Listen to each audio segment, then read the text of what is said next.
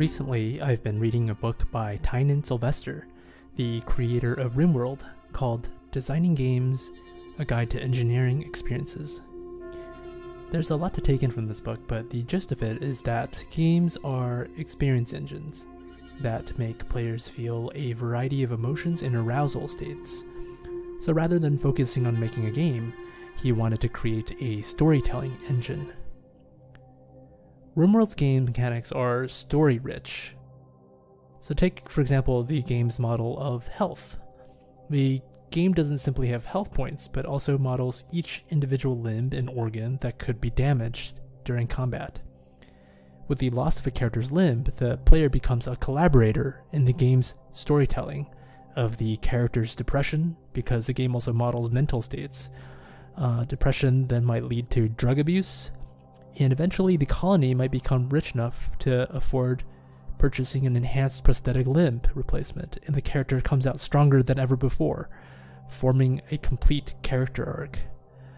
The drama in games come from things that affect us as people and what Tynan calls human values. Things such as gaining or losing social status, the gain or loss of wealth, hunger and starvation, building families and the loss of a family member, honesty and betrayal, all the building blocks of human relations that form great stories. Rimworld has the benefit of individuals, people that you can have empathy towards. City simulation games, on the other hand, are often filled with millions of anonymous citizens going about their everyday lives, so it's hard for us to form emotional bonds with those people. So how do you make players care about entire cities worth of people? And I've been struggling with this question myself for the last half a year, and have a few answers in the form of this game dev diary, in which I'll go over some new game design implementations and talk a bit more about this subject. Wealth is an important human value. When you think of cities and stories that involve cities, the problem always stemmed from wealth distribution, right? Think about Gotham City or Metropolis. Slums happen due to poverty. Areas filled with drugs, the homeless, and criminal organizations that exploit people. High wealth also creates social inequality. The portrayal of wealth distribution is going to be extremely important in a cyberpunk setting.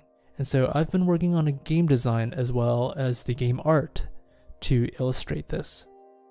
This is a building editor tool I've built to see what the procedural building generator creates.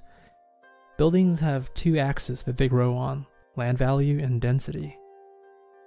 Land value represents the wealth and social status of people living inside, and density represents how much demand is in that piece of land, and thus how big and tall a building is going to become.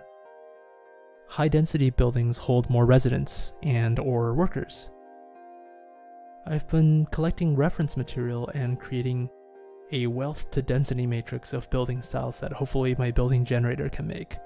The two axes are driven by the game simulation. Density is driven by demand.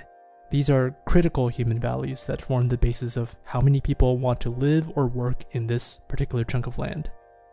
Land value is driven by desirability.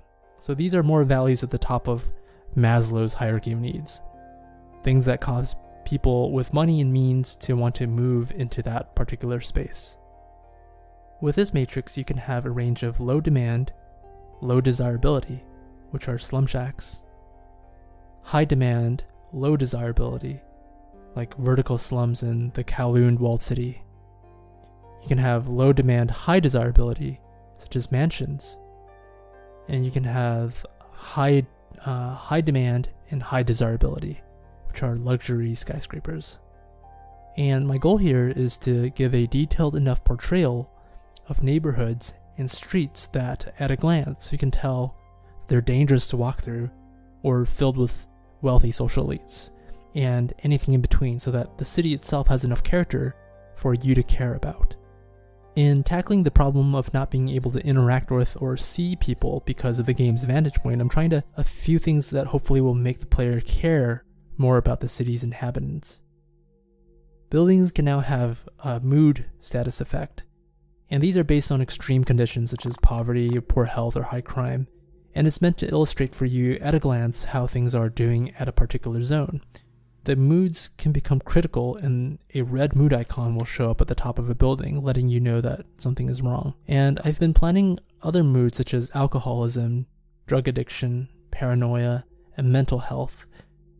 I'm also planning to have moods have long-term effects on the population. So for example, if an area has high crime for a very long time, eventually the crime itself might begin to generate jobs, like organized crime. Or a zone can gain drug or alcohol addiction because they sense their lives to be hopeless. I admit that this is a bit similar to Rimworld's conclusion of its mood mechanics, but because the game is an entirely different genre, hopefully I can come up with moods that are entirely unique to my situation. I'm also using sounds as much as I can to portray everyday life in the city. When you click on a zone, you can hear what's going on inside the building. For example, sweatshops sound hulking and dark, whereas a market sounds like it's filled with activity and local life. I'm hoping to extend this to play sounds of people coughing when zones become polluted, or police sirens when there's high crime rates happening. Finally, I needed a feature to drive the progression of the game. In city simulation games, this usually means unlocking new features and buildings in order for you to expand your building options. I've designed a new resource called Directives, and they're essentially progress points that are different to money because in city simulation games, money is something you earn regardless of the actions you take, and that can make a game really boring if all you're doing is sitting there waiting for enough money to build new things all the time. There are two ways to earn directives, through population gain and corporate contracts. At certain population points, your city will become recognized as having grown and you'll be given a directive to spend in order to improve your city. Another way is to earn directives from corporate contracts. So from time to time, a corporation will want to use your land, and they will ask you to build something based on your city's overall education and wealth. For example, a corporation will ask you to build scrapyards in your city. In exchange, you'll get money and directives. This will unlock the scrapyard zone, and you'll need to sacrifice a lot of land into building these things. The people working in them will become miserable, and the jobs will actually shorten their lifespan. However, you'll want to do this because it's for the sake of progress. Early on, they will ask you to build awful places like waste processing plants, and eventually they will ask you to build high-tech research facilities or something nefarious, but extremely lucrative. I haven't fully designed this game mechanic yet, so currently there aren't any consequences in failing a contract, and there's no time limit, and the variety of contracts is extremely limited. And so these are the things that I need to work on next. For these corporate contracts, the story richness is quite high since you're trading the health, wealth, and security of your people for the sake of progress. This game mechanic can also lead to corporations making demands of you and you owing them money, or them wanting to build their headquarters in your city. So these are the big game design elements I've been working on. Please let me know what you think in the comments below. Thank you for watching.